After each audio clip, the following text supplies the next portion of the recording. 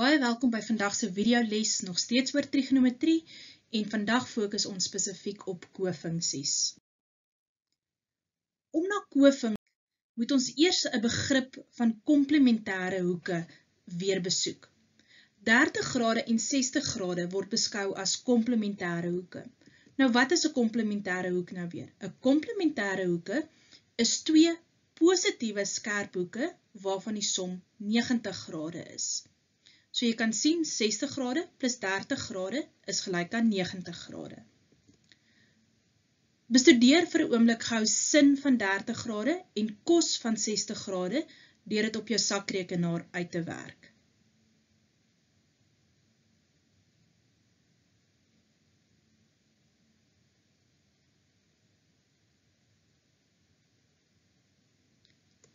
As jy dit nou uitgewerk het, sou jy gevind het dat beide vir jou die antwoord gee van 'n verhouding van 1/2, 'n half. Dit beteken dus dat ons eintlik kan sê dat sin 30 grade gelyk is aan kos van 60 grade.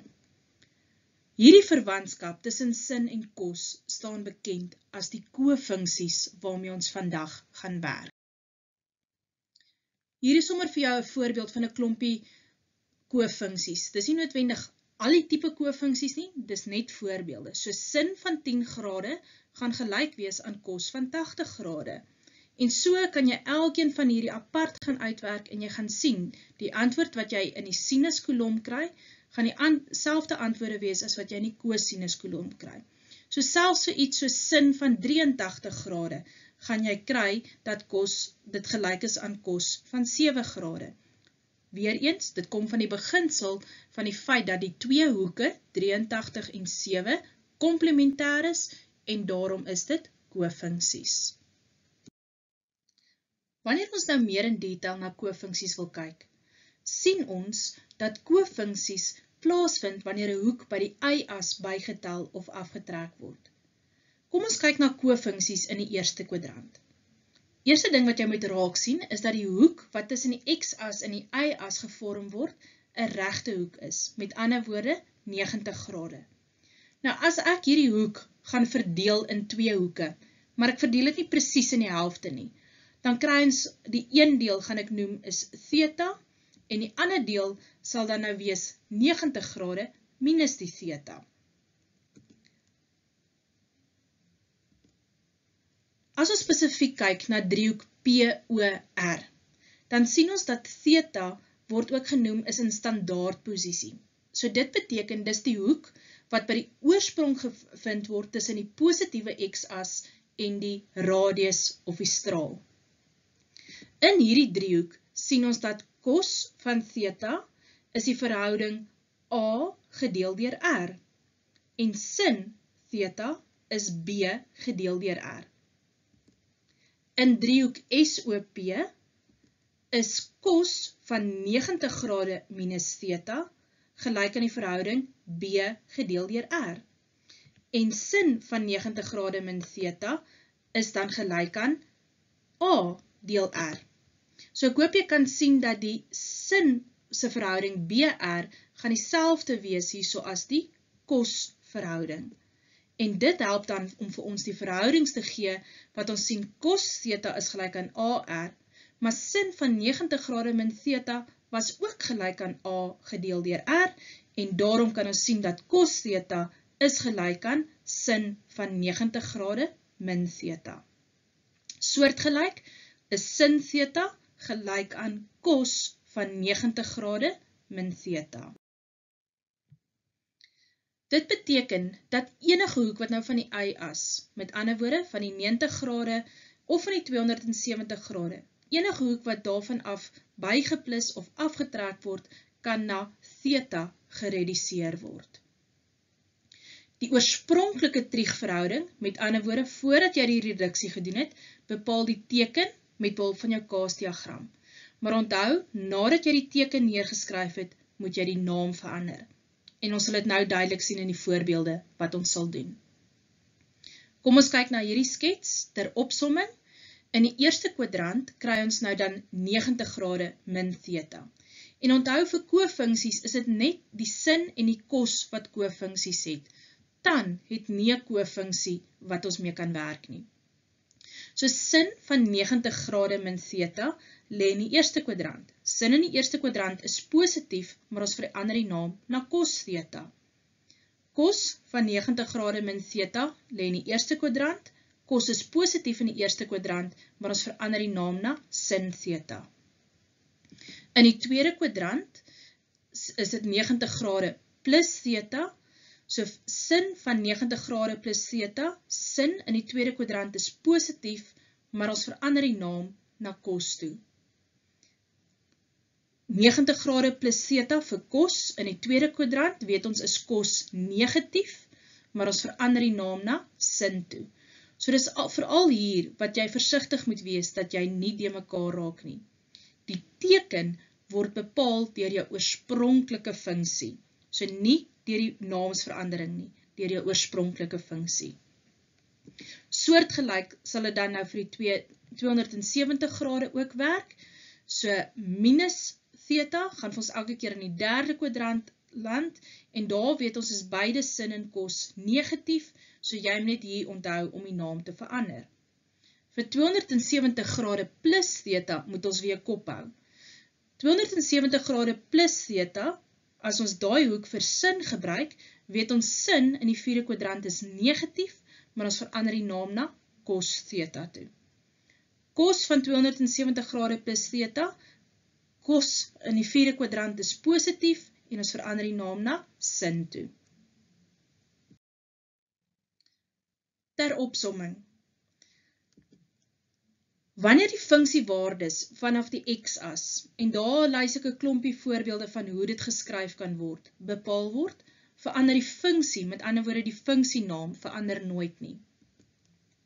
Wanneer die funksiewaardes vanaf die y-as bepaal word, verander die funksie elke keer na die kofunksie toe. Kom ons kyk na 'n paar voorbeelde. Die eerste voorbeeld.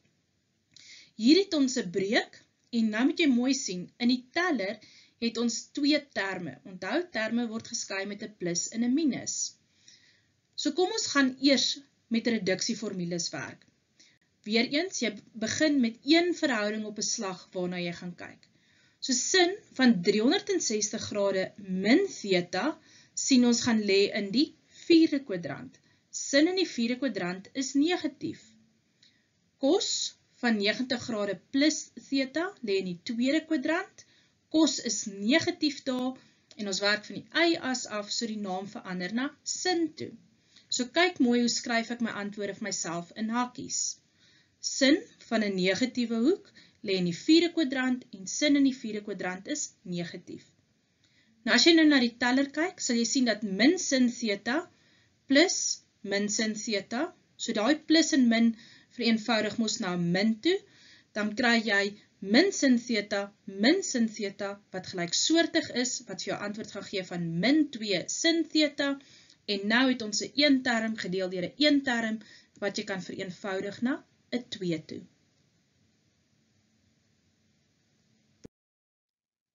Een volgende voorbeeld waarna ons gaan kyk, is steeds 'n breek, maar hier het ons nou 'n een term gedeel deur 'n een term. Nou onthou, jy werk nog steeds met een verhouding op 'n slag. Kom ons begin die eerste een in die teller, is cos van theta minus 90 grade. So onthou, die 90 grade laat jy dadelik aan die y-as dink, met ander woorde aan 'n kofunksie. Maar kom ons kyk eers in watse kwadrant eindig ons met die hoek. Theta beteken dit gaan in die eerste kwadrant wees, minus 90 grade gaan vir jou in die vierde kwadrant plaas. Cos in die vierde kwadrant is positief, maar ons verander die naam na sin theta toe. Cos van 'n negatiewe hoek lê in die vierde kwadrant, waar cos positief is, met ander woorde, cos van min theta verander na positief cos theta. Sin van 360 grade min theta gaan vir ons in die vierde kwadrant plaas, waar sin negatief is.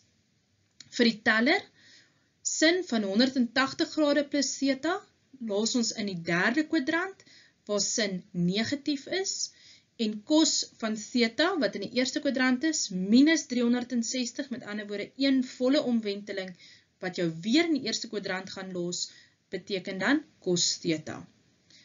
Nou kan ons maklik gaan vereenvoudig. Die cos theta in die teller en die cos theta in die noemer vereenvoudig mekaar mooi uit, en so ook die min sin theta in die noemer en die min sin theta in die teller, en dit los jou oor met 'n eenvoudige sin theta. Vir die volgende voorbeeld gaan ek terug na 'n voorbeeld of 'n oefening, huiswerkoefening wat ons gehad het in hoofstuk 6 wat gehandel het oor triegfunksies. Ons het hierdie spesifieke skets gekry. Nou jy moes eers 'n klompie werk gedoen het om die funksies te gaan uitwerk en 'n klomp ander dinge. So vir nou gee ek vir jou die twee funksies.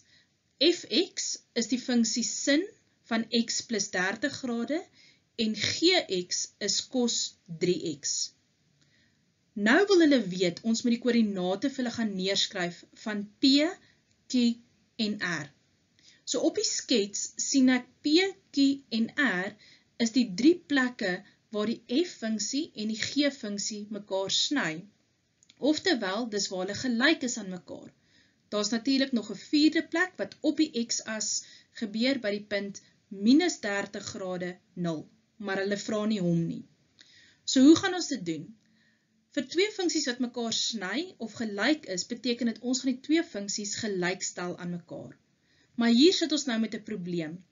Ons gaan eintlik niks verder vergelyk nie, want aan die een kant staan 'n sinverhouding en aan die ander kant 'n kosverhouding.